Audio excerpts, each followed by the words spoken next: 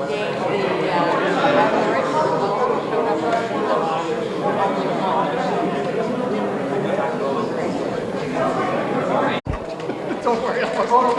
like to call the physical service meeting order, please. Could I have a roll?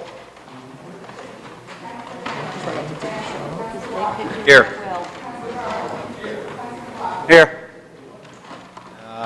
There's no old business. Well, can I approve the minutes, please? Roll. A second. Okay. Billy made the motion, I second it. Okay. Yes. Yes. Yes.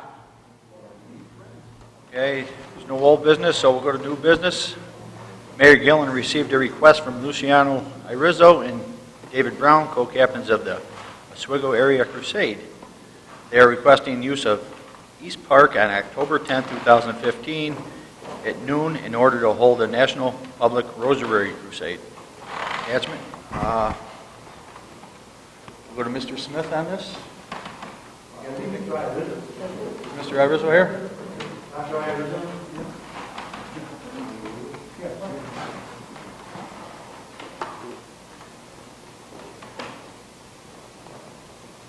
Good evening, councilors.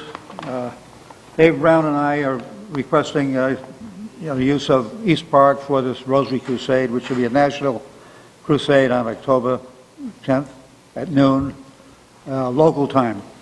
And they got about 14,000 sites that they have throughout the country. And so we're asking for a public site to have this crusade. And if the reasons are in the letter that we wrote. Do you have a copy of the request that we asked for? Yes. Okay. If you have any questions about that, anything further, try to answer them, or Dave will try to answer them, one or the other. Yeah. Yeah.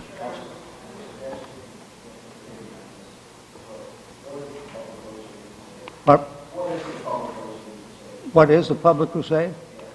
There are prayers to, I guess, fight secularism that seems to be taking over in the country.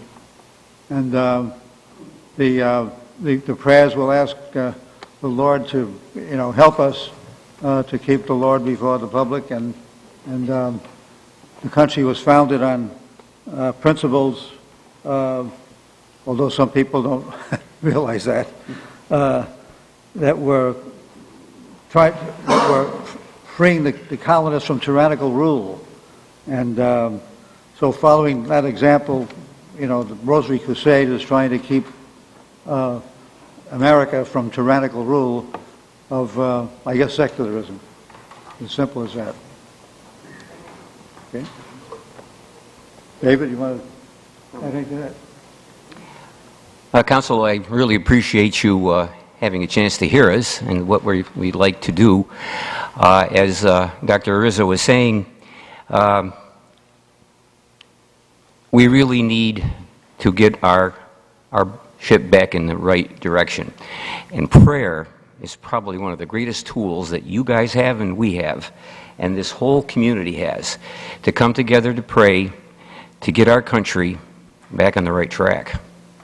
And that is to turn back to the Lord. Because the Scripture tells us that if we turn back to the Lord will bless us. And that has happened so many times. From all the things that's happened in America that's made America great, prayer is probably the most significant of all of those things. And at noon on October 10th, 14,000 sites in America will be reciting a public rosary with the intentions of praying that America return to its roots, and that is to be under the Lord. We say it in our Pledge of Allegiance. We need to start meaning it in our daily lives. And as we practice our daily lives, we need to do this more often. The significance, why noon and why October 10th? In 1917, Our Lady, the mother of Jesus Christ, appeared before some children in Fatima, Portugal. But something else happened. It happened in October when they asked for a sign. 70,000 people witnessed the sign, and that was when the sun began to spin in the sky in 1917. Isn't it ironic that something else happened in 1917? The beginnings of communism, the Bolshevik Revolution. And all these years later, fighting a major World War I and World War II, we have come to the point where prayer has gotten through all of these things. I believe America needs prayer more now than ever before in the history of our country. And with Dr. Irizzo and myself and Father Morissette, former pastor of St. Mary's Church, will be leading the rosary for the intentions of bringing our consciousness and our hearts back to the Lord. Thank you very much, gentlemen. Thank you. Anybody else? Do you have any questions? Any questions? As I'm asking, I'll make a motion. motion? Second. Yes. Yes. Yes. Mr. Smith? Do a resolution for that, open space? Thank you. Thank you very much. Thank you. Okay, we'll go on to number 2. The city clerk's office received a request from Barbara E. Sugar, principal of Trinity Catholic School, for use of public space in order to advertise a craft show to be held on October 3rd, 2015. Ms. Sugar is requesting permission to place signs in front of Staples on 104 East in the triangular area, northwest intersection of East Bridge and East 12th, on the corner of West 1st and Utica, at the forks of the road of 104 West. Ms. Sugar? This is just their standard request with normal placement. We'll take the signs down and use this one. Okay, thank you.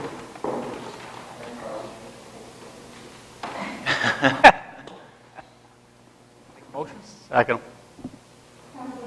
Yes. Yes. Yes. Okay, number 3, Michael Smith, DPW Commissioner, received a request from Jim Karasik of Arise to hold its second annual Light Up the Night 5K run and walk in the city of Oswego in Brightback Park. They have reserved the pavilion, but would like the entire park, as it allows ample space for people to gather. They are having a DJ to requesting power. The event is scheduled October 2nd, 2015, between 3 p.m. and 10 p.m. Attachment. Is Mr. Karasik here? Well, the date is open, October 2nd, and I'm sure the entire department will be taken up, I'm sure they're talking about the space out behind the pavilion, and absolutely more room for all of their participants, and I'm sure we can accommodate them. Anybody else? Yes. We got one of these requests on the 7th, the other one on the 1st one. I think we want to make sure that everything's on top of it. But a lot of communities, it's an alteration of a porch for a handicap ramp or something like that. They just issue permits. And is there a reason, is there a reason why something like this, for a handicap accessible ramp, maybe the district say, that needs to come to council approval? Is there any way they have to set a set of guidelines for handicap access? Somebody that has a disability doesn't have to wait a month and a half to be able to get access to their house? So is there a question, also with regard to needing a permit for the event or needing a permit for the ramp? I think might be Ramps. We aren't in the ramps yet. We're on a different thing here, but they also, Rise also looking for 2 ramps at the same time on the next agenda, and I wanted to ask before we got to it. When they come up and they ask for these approvals, why does it have to come to us? This is the second thing that they've got. The first one, they want to do approvals for the event. The next one is the one for the approvals for the ramps. Why do they have to come to us for disability access? I think I'll have to look at the request and get it done. It really answers that question, whether the council wants to give them that approval. Is there a way possibly that for disability access for a ramp or somebody, if somebody gets hurt tomorrow and they go into a wheelchair because they fall down flight stairs and they got to have access and they're going to be disabled for the rest of their life, to not be able to get access for a month and a half to their house and not have an access and have to come before us, go before planning, go before zoning. It seems a little bit redundant when obviously we've got to give them access to their home. I mean, there should be a permit process for us to be able to do that. That's the kind of thing where we're using public space, where the use is of public space. Perhaps we could, by a local law, allow the director of DPW to make that review and approval, or code enforcement, or something like that, so that they can make the decision. Even if it's a temporary permit to allow the access, and I suppose worst case scenario, the council will have to waive it. I get called by a rise on this one, and they have questions on why it's so long. So that's why I would ask. Maybe I could also contact them to see if they have experience with towns like Syracuse, the city of Syracuse, or something like that. If we were able to do that, Commissioner, that's something that on a very set, limited set of guidelines, specifically no disability access, would that be something that you would feel comfortable, okay, if you put that power in your hands? Do you feel like you could do that? Yes, Council, long as there's some set guideline, I think we could finish it out. I'm not gonna say for porches and for everything else, but if it's for disability access, I think we should be able to have something that doesn't take a month and a half.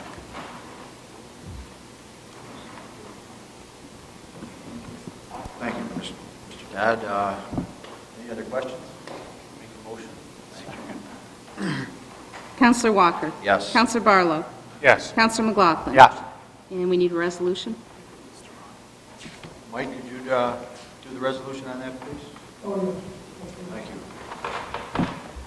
All right, number 4, City Clerk's Office has received a request from Pastor Skiles of the Journey of Faith United Methodist Church for use of public space for their 29th annual crop walk to be held Sunday, September 27th, 2015. Participants will walk on the sidewalks around the bridge blocks 4 times. Pastor Skiles is requesting permission to place tables and chairs on each corner for those who might need to take a break and for offering water. There's an attachment. Is Pastor Skiles here, please? Mike, do you have anything on this, Mr. Smith?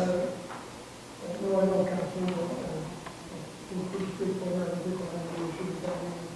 We've done this in the past, I remember, so I can make a motion on that. Second. Counselor Walker? Yes. Counselor Barlow? Yes. Counselor McLaughlin? Yes. Okay, on to number 5. City Engineer's Office received a request for use of public space submitted by Sandy Atwood, a representative from Oswego High School Band Parents Association, in order to place signs advertising upcoming Pageant of Champions New York State Field Band Conference competition in public space, forks of the roads at 104 West, Route 481 North across from St. Luke's Nursing Home, the corner of West Utica and West First Street.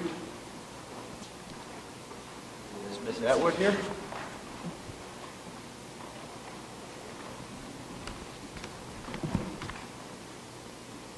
Anybody in the engineer's office?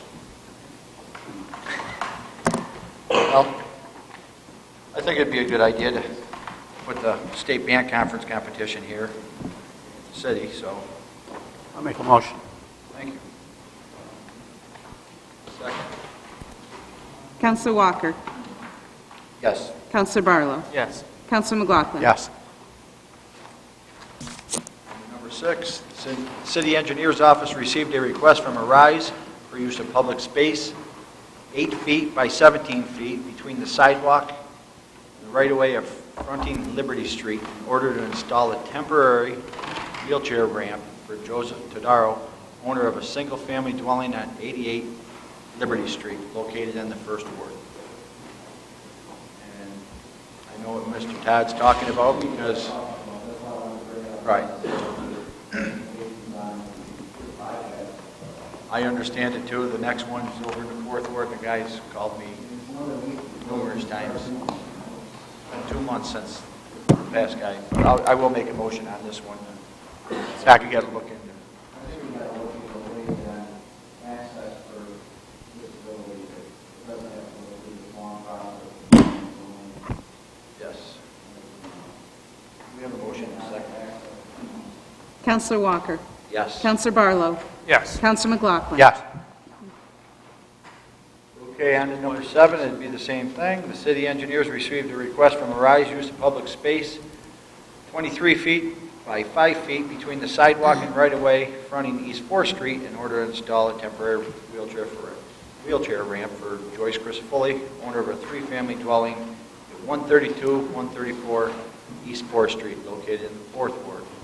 Like I said, Mr. Todd, we should probably come up with something for this, because this is almost 2 months for this gentleman to get a wheelchair ramp, and he's been on me pretty hard, so I'd make a motion on this.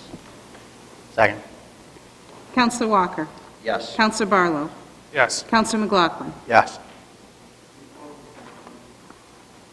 Possible for you to look into what changes we need to make to the codes to be able to quicken this process up. I would also, as I was sitting here thinking, something similar like to the sidewalk power system, put some kind of authority into the DPW. Let's do something in the back, it's either by policy or by change of law. And I can get with the porches and, driveways and everything else like that, that's the major. With access to people's homes, we gotta have a better way to do it. Thank you. We do have an add-on. Sorry. Yes, Chair, through the Chair. In addition, we also have a use of public space on the admin committee, and I would suggest, Counselor, that you might want to address the first item on the admin agenda as well. This is also a use of public space. I don't know how it got on the admin. Probably a reason that I don't know about. Oh, okay. It doesn't make sense not to have it here. I'll bring that one over, and then I do have another add-on I'll do after the fact. Thank you. All right, we'll go to the use of public space from the admin committee. The city clerk's office received a request from Diane Enright for use of public space on Saturday, September 19, 2015, from 2 p.m. till 8 p.m. in order to host a fundraiser to benefit Moncom Park.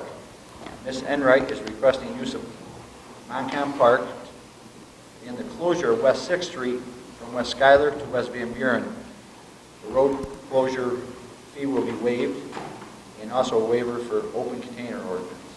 All proceeds of the fundraiser will go towards the restoration and beautification of Moncom Park. Ms. Enright? Actually, my name is Jennifer Banta, and I'm a neighbor of Mrs. Enright, and was asked to stand in on this matter this evening. So, hello. This is an event for several blocks surrounding Montcalm Park to both raise funds for our continued maintenance and beautification efforts. We're currently involved in a big restoration of the fence, which has been countless hours of volunteer time so far, and we're having this, we hope to have this block party to continue those efforts and celebrate how far we've come. So we hope you will support that effort. And I wanted to request if we could amend the time to 11 a.m. on our request for the street closure. That will allow time to set up. 11 a.m.? Mm-hmm.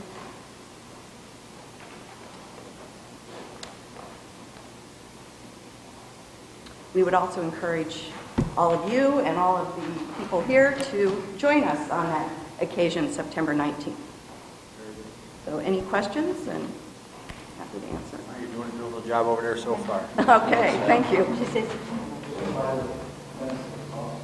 Yes, I agree. Thank you. I'll make a motion. Counselor Walker? Yes. Counselor Barlow? Yes. Counselor McLaughlin? Yes.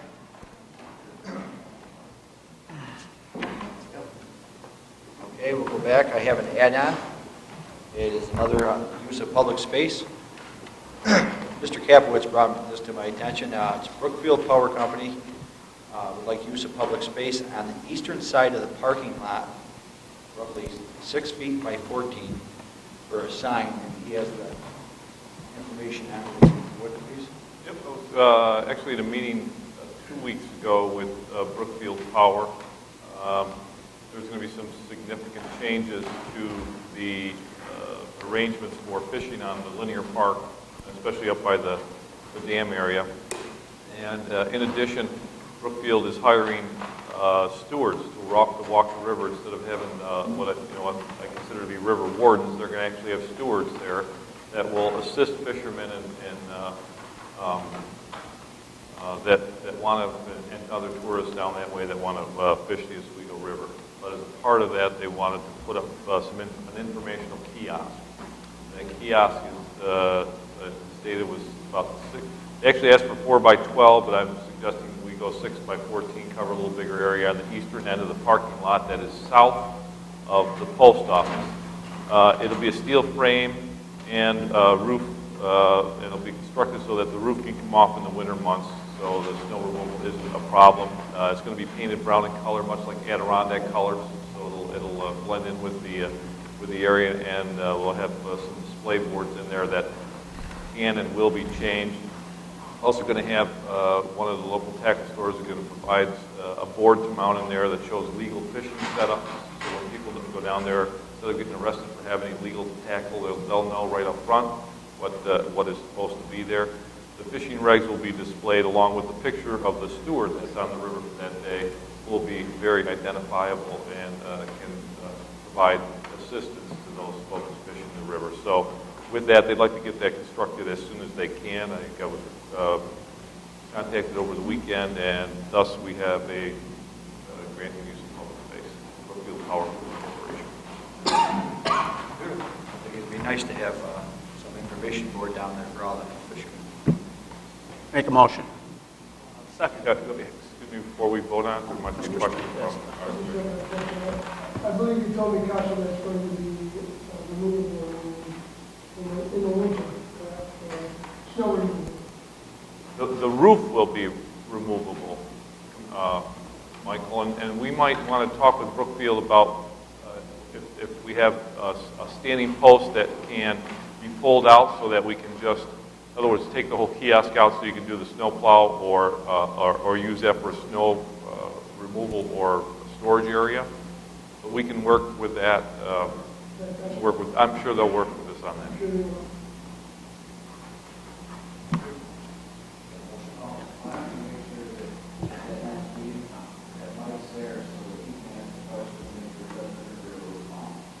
Well, my suggestion is we'll take care of that. Take care of the resolution. And then have it here on, because we need to get these signs up.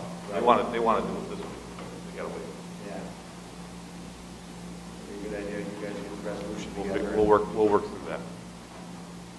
Okay. Any other questions? Any other resolution? Second. Counselor Walker? Yes. Counselor Barlow? Yes. Counselor McLaughlin? Yes.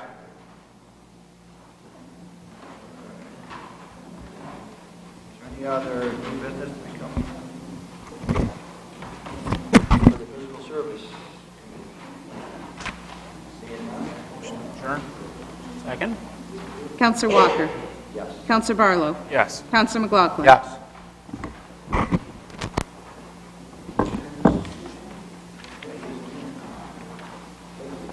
Sure. Okay, I'd like to bring the Administrative Service Committee to order, please. Counselor Walker? Here. Counselor Capelitz? Here. Counselor McLaughlin? Here. Counselor Todd? I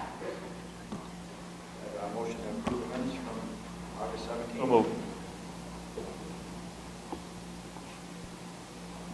Can I have a second? Thank you. Counselor Walker? Yes. Counselor Capelitz? Yes. Counselor McLaughlin? Yes. Counselor Todd? We have no old business. Go on to new business. The city's engineer office requests approval for change order number 2 for the additional milling and paving work to be performed under the 2015 milling and paving project in the amount of $60,095.70 for Barrett Paving Materials.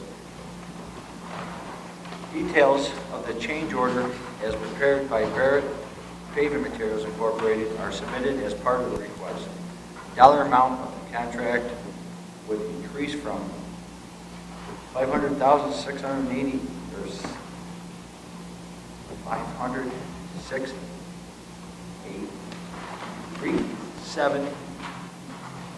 $367, sorry, to 628, 462 and 70 cents. There's an attachment.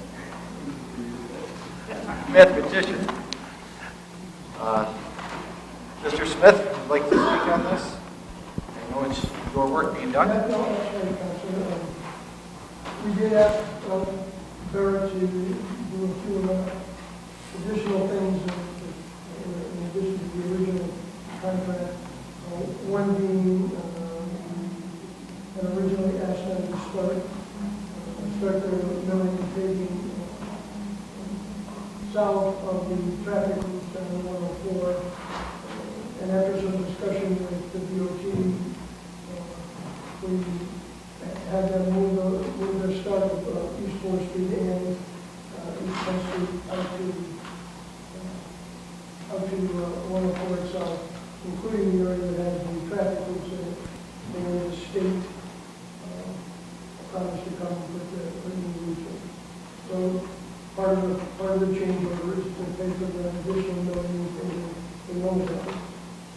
We also asked them to mill another section of East 4th Street from Seneca to Cayuga along the curb line on both sides to get down to a better base, which they did, also to fill that with binder and tile. So that's also part of the change order.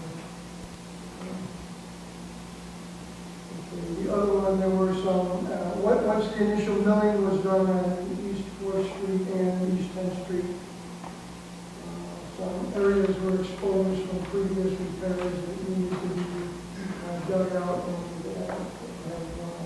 have binder put in. And part of this change order is to address all of those repairs. Any questions? Once this is done, and we've gotten this, is there any more money available for the chip for us to pay and put them out of areas?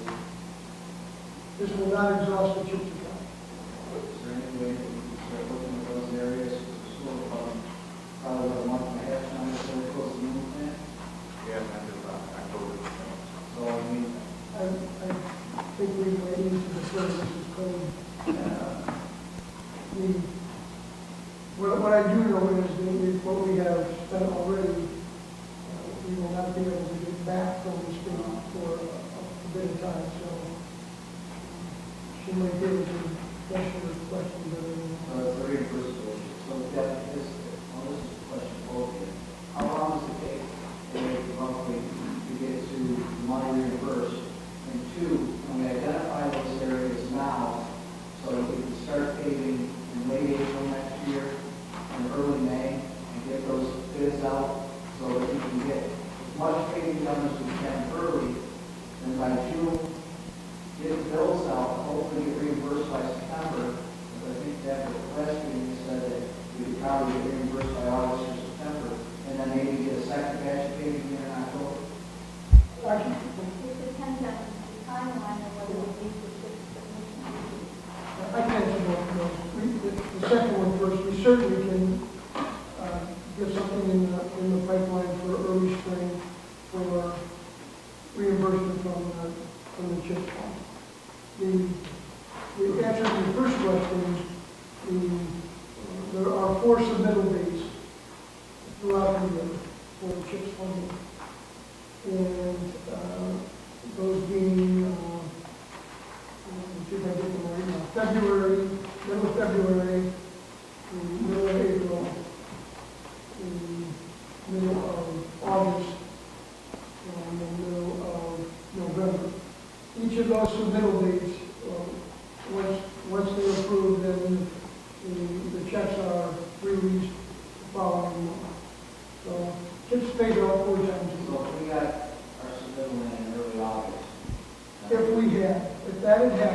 then we could get reimbursed by maybe early By September 15th. And then you do some more limited paving in late September or whatever.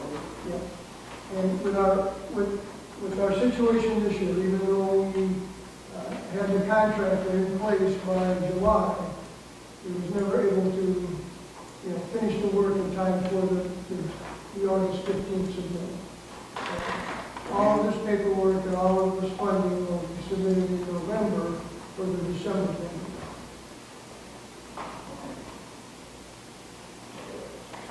Follow-up to Councilor Todd, one real major issue, and that is 104 from Liberty West, north, both east and westbound lanes are atrocious. Yeah, but they can't make it through winter. They need to have something on there to get them through the winter. The way I see it right now, I mean, they are absolutely atrocious. And whether we just go in there and put a binder on top, a real thin binder, just to get us through so we can plow those roads and not have major potholes, at least have something that'll, I'm not an expert, but somebody can tell me what we can do to. That's it. And then the other one I would suggest, it would be if we have an ability, we had an agreement going last year potentially with the county after they get done with their paving. And I'm not saying we have to mill these roads, just put a binder on them. But I would also suggest 48 from Munn out to City Line to finish. That was done by this contract, but if we could at least even get some binding on top of nothing, no milling, bind it on out so we have a decent highway coming in, major highway coming in and out. And if we could work with the county, we might be able to do ourselves some sort of a trade of talent or otherwise, or even if it's a cash deal, we can figure out how we can trade some CHIPS funds for that thing. But I think we need, before they put machines away in late October, early November, there's always a window to do maybe a week or two's worth of work if we work this out right. I would hope that we would have some discussion to see if that option is available to us. I'd be glad to. I have one other question for you. How much CHIPS funds do we have left? And are we going to give any back this year?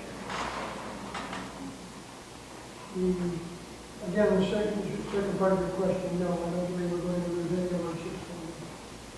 Even though we haven't exhausted the whole pool, we will roll over.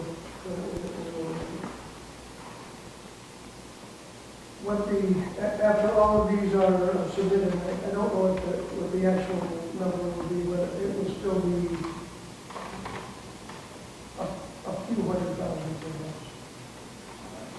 200,000 to 400,000 maybe. I'm not quite sure how the numbers are going to come out, but somewhere in that range. And we'll also tell you that unless things change on the federal level,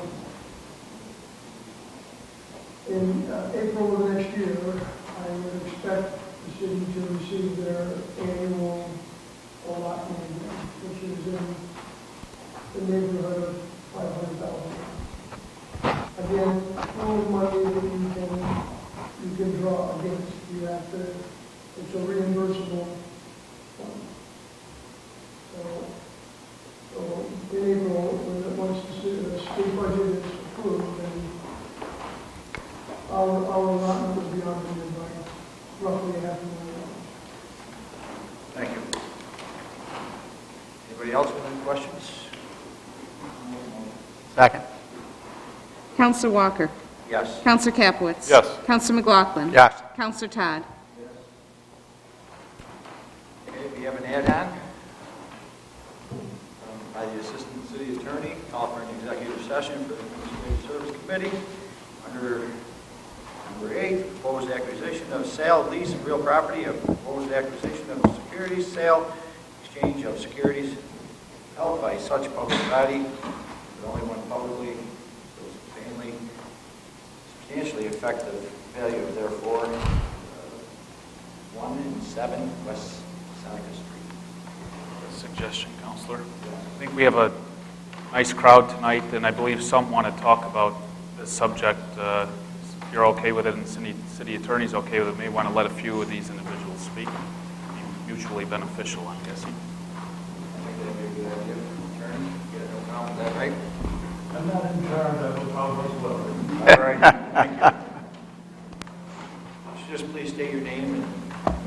Thank you. My name is Austin Wheelock, Board President of Heritage Foundation of Oswego County, also a board member of Oswego Renaissance Association, and I work at Operation Oswego County as an economic developer.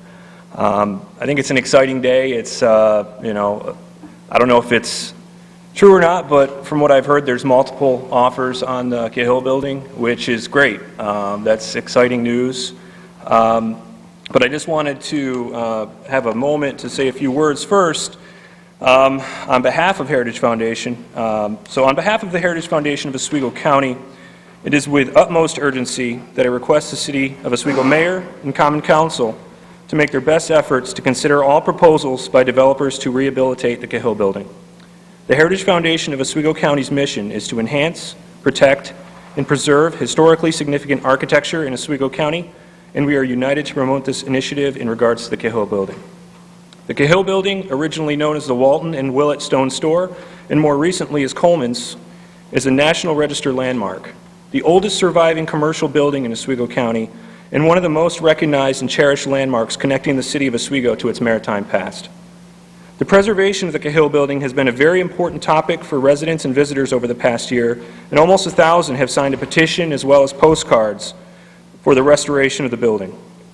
The City of Oswego's elected officials and staff have also been very involved in the past in making sure this building would be preserved, through obtaining CDBG funding for repairs for Coleman's Restaurant back in 1999, to more recently making the preservation of the building a priority when proposals were first solicited in 2010.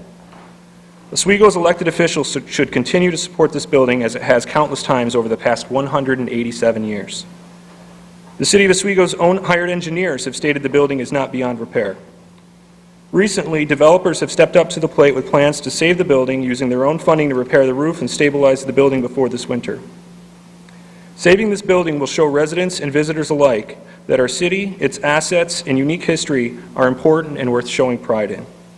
The demolition of this building, while it is salvageable and it has widespread support, would be a decision for short-term financial gains at the expense of resident, visitor, and investor confidence.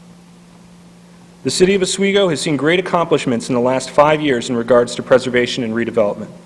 Stevedore Lofts, Seaway Lofts, Canal Commons Apartments, the renaissance of great restaurants, and efforts of community groups like the Oswego Renaissance Association, which I'm a board member, are things we should be proud of and want to encourage to make Oswego a better place.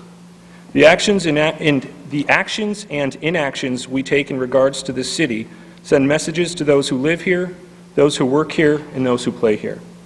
By saving the Cahill building, we are sending the message that our city, its history, and most importantly, its future, are important to us, and the city is committed to investing in the best and highest use of its assets. This is surely a crossroads that could help shape the future of this great city. It is also something that you can look back at after your political careers and say, I was a part of that, I helped to save that piece of history and preserve it for others. Oftentimes, our greatest assets and investments cannot be measured in only dollars and cents. In closing, I urge you to please consider proposals that will ensure the preservation and redevelopment of the Cahill building for future generations of city residents and tourists. Sincerely, Austin Wheelock.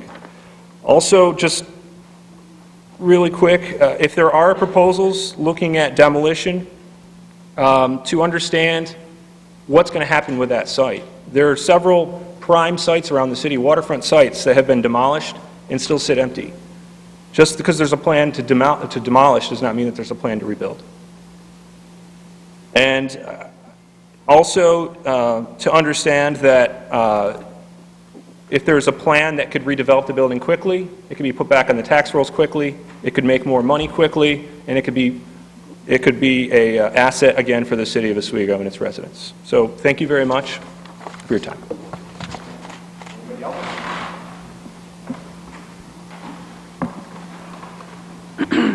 Good evening, Mercedes Neese. Presently, I have my Save Oswego's Historic Sites hat on. I'm in the 5th Ward, 128 Erie Street. I don't know if you want all that. Good evening. Thank you very much for allowing us to speak. I have an additional 502 signatures, so we've gathered over 1,100 signatures. People who live in the city, people who work in the city, their children go to the schools, They spend money here, they shop. People who have left the community and come back and really care about the look of the city and its history. If you look across the river and you see the asset that the library is now in our community and the potential of this building being renovated, and as Austin very nicely said, the economic impact of having it back on the tax rolls, being part of a community life downtown along the waterfront, I really think that we all feel very strongly that this National Register building is an important part of Oswego's history, important part of the fabric of our community, and we ask that you support a project that would ensure the preservation and restoration of this cultural institution. It is a treasure in our community. And we do have a few people here. If everyone from Save Oswego's could stand. We're all very concerned. This is just a small grassroots group, but we are here to tell you we were willing to go and trim the shrubbery for Harborfest, but we were unable to do that. We wanted to put the best face on for the community.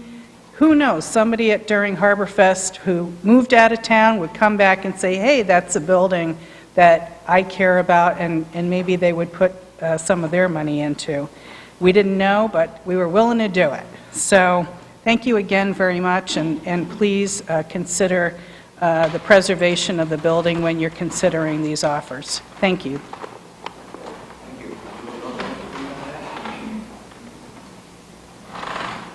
Hi, my name's Christy Paulding, and we have property here in Oswego and also in the town of Oswego. I'm going to try not to be too redundant. Everyone has spoken very eloquently about the Cahill building, and I think everyone is kind of on the same page over here with wanting to restore and preserve this historic landmark for the future. I myself I support one of the offers that is in on the table, and that from Tony Paulding, just because I believe that he has proven himself over and over to the community, and he has invested in a better future for Oswego. He has proven that his projects that he starts, he follows through with, and they come to term. And he definitely has the means, the dedication, and the drive to see his project vision fulfilled. And in doing so, he will definitely respect the historical integrity of the building. But beyond that, I have reached out, and I have talked with some of those who are involved with the process, and I understand that there are legalities involved, and we can't really talk too much about that, again, because of the legal issues. So I'm not going to talk about that, not supposed to. But some of the other responses, I was kind of frustrated with it, left me a little bit upset, because it came back that once the legal issues are resolved, that the decision of what offer might be accepted might be greatly dictated by the extreme budget deficit that the city is facing. And I understand that the city is in a tight spot because of past bad deals, and that it could force the city to accept the highest bid. At least that's what is being said, because it would mean more money in a dire situation. But that bid might mean that the building would be torn down. And I just feel that it is asinine to make past bad deals and past bad policies the scapegoat for continuing a legacy of bad deals and policies going into the future. I don't know how we expect to positively impact Oswego's fiscal and administrative futures by further embarking on more decisions and more bad policy decisions that are going to lead to further embarrassment and regret of future administrations. Because again, we are passing on the torch. And I think we really need to look and see what type of future and what type of vision do we have for the city of Oswego. Again, I'm not trying to be ignorant of the dire financial situation. But I think that we need to stand up as a community and draw the line, and I think that historical landmarks need to be off limits.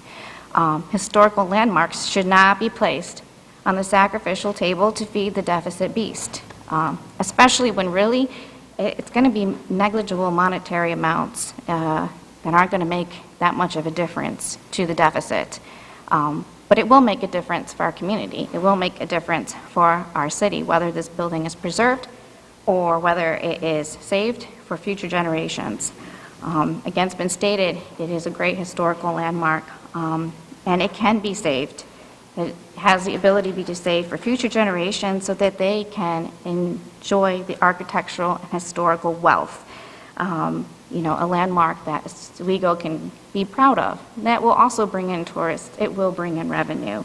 So I would hope that it would not be about the immediate money issue at hand, but more about the integrity and believing in a better future and a better vision for Oswego as a whole. Thank you. Anybody else like to speak?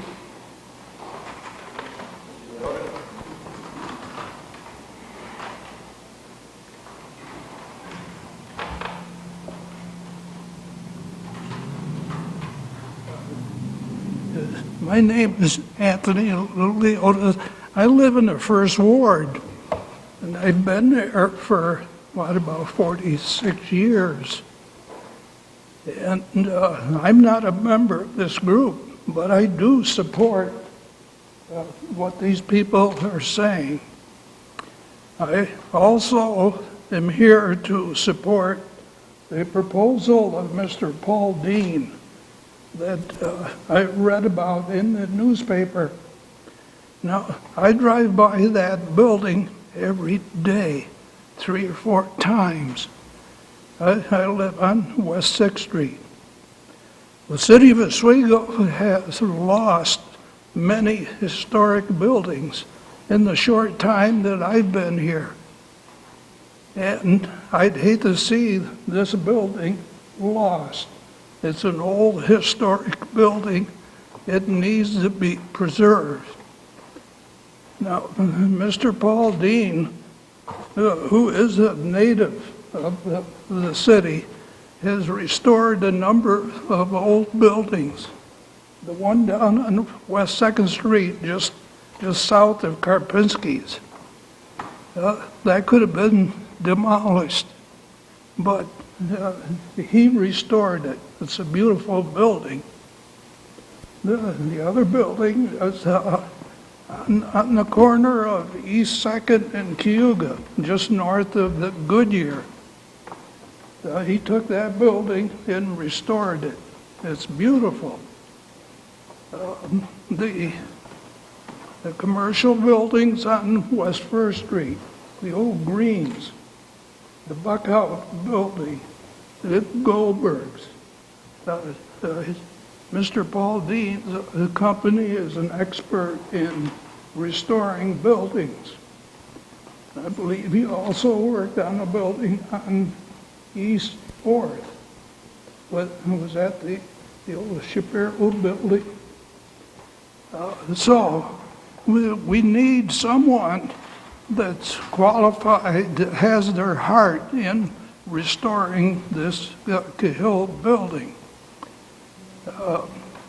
Believe it or not, the City Hall would have been lost in 1969.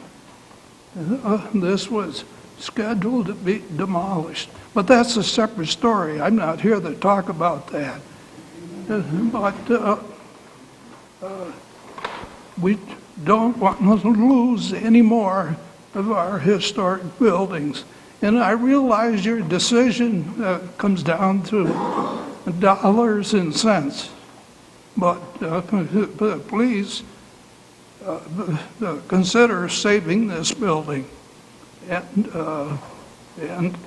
And also, please consider Mr. Paul Dean's proposal. Thank you. Anybody else?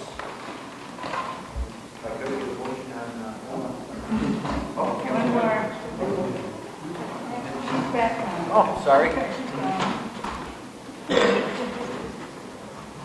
My name is Mary Kay Stone, and I recently moved back here in my retirement, although I grew up here, and my father's family on both sides have lived here for over 150 years.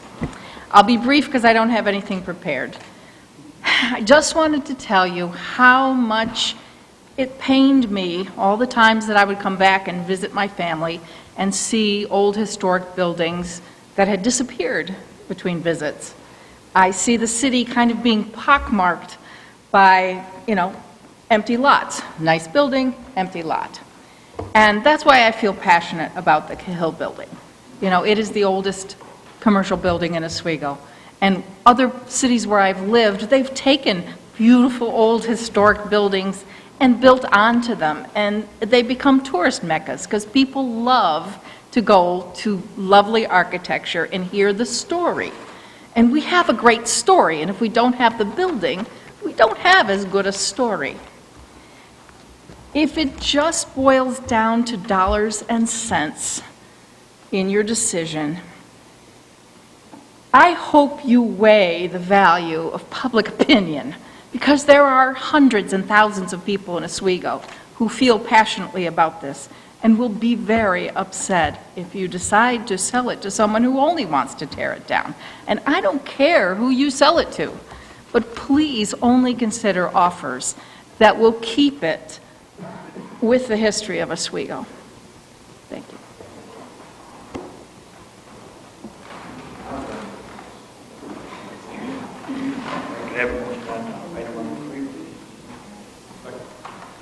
Counselor Walker? Yes. Counselor Capelitz? Yes. Counselor McLaughlin? Yes. Counselor Todd?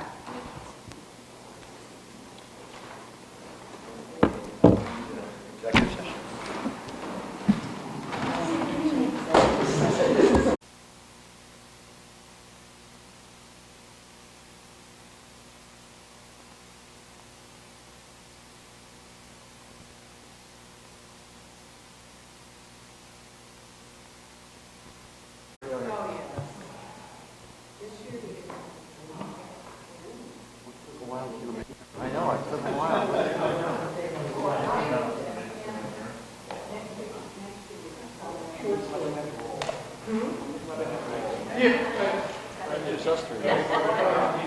Oh, yeah, Mike's gone. Mike's gone.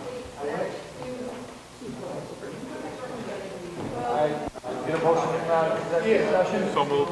Back in Counselor Walker? Yes. Counselor Capelitz? Yes. Counselor McLaughlin?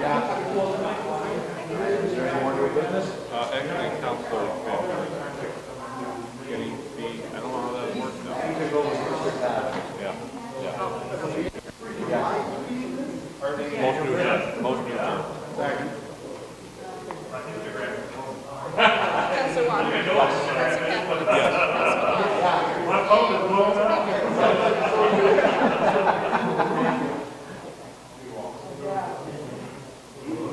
You just like